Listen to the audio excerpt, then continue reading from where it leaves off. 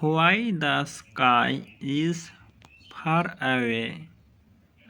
Raman looked at the food in his lunch box and made a face. Idli and chutney, and chutney and idli again, he said to his friend Bhim. Bhim gave his own lunch a critical look and frowned. You think that's bad? He said. I have got bread and jam again.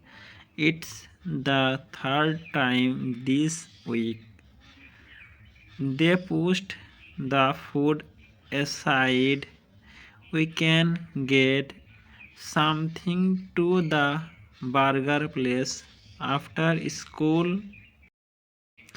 Raman said they concentrated on studying for their English test instead of eating.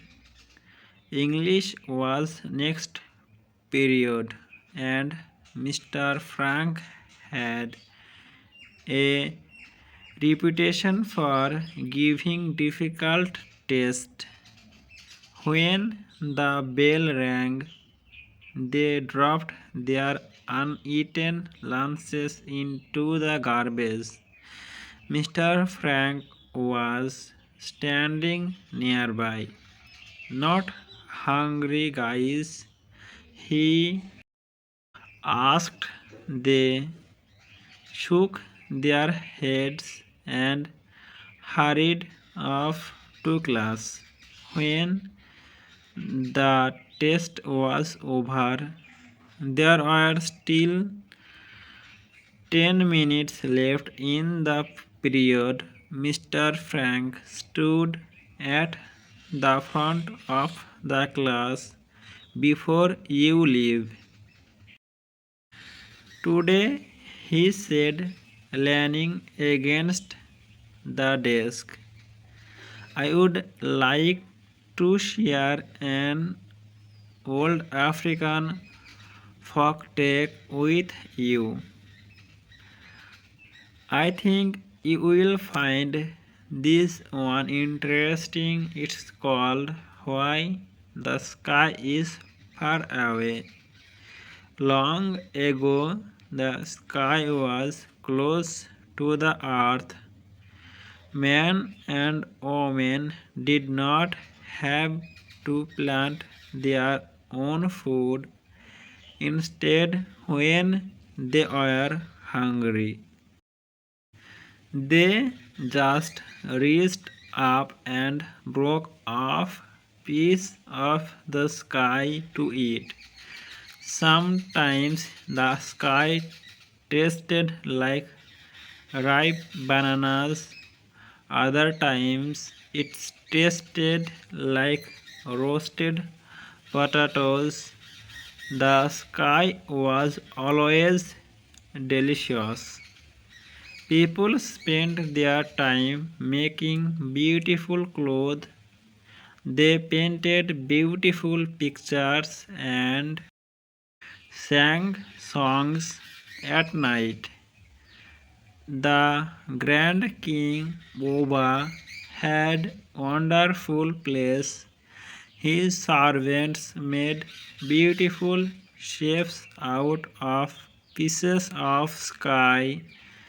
Many people in the kingdom did not use the gift of the sky wisely. When they took more than they could eat, the sky became angry. Some people threw the extra pieces into the garbage. Early one morning, the angry sky turned dark. Black clouds hung over the land, and a great sky voice said to all the people, You are wasting my gift of food. Do not take more than you can eat.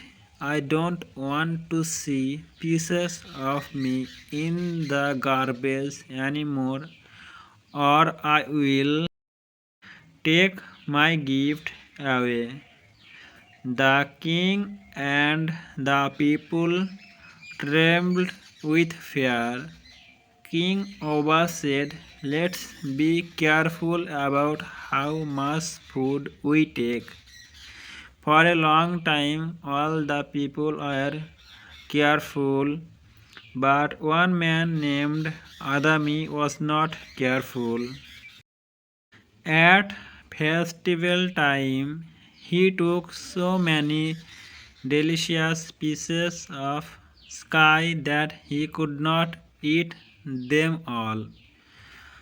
He knew he must not throw them away. He tried to give the pieces to his wife. "Here, wife," Adami said, "you eat the rest." "I can't," Adami's wife said. "I am too full." Adami asked all his children to help him eat the delicious pieces of sky, but the children could not eat one more bite. So Adami decided to try to hide the pieces at the bottom of the garbage pile. Suddenly the sky became angry and the clouds turned black. "You have wasted my gift of food again," yelled the sky. "This time I will go away so you cannot waste me anymore." All of the people cried, "What will we eat? We might starve." The sky said, "You will have to learn how to plant crops in the ground and hunt in the forest. If you work hard, you may learn not to waste the gifts of nature." Everyone watched as the sky sailed away. From that time on, they worked hard to grow their food and cook their meals. They always tried to remember not to waste the gifts of nature. The bell rang for the next period. "That's the end," Mr. Frank said, smiling. He looked at Raman and Bhim. "What did you think of the story?" he asked. They slouched in their chairs and looked apologetic.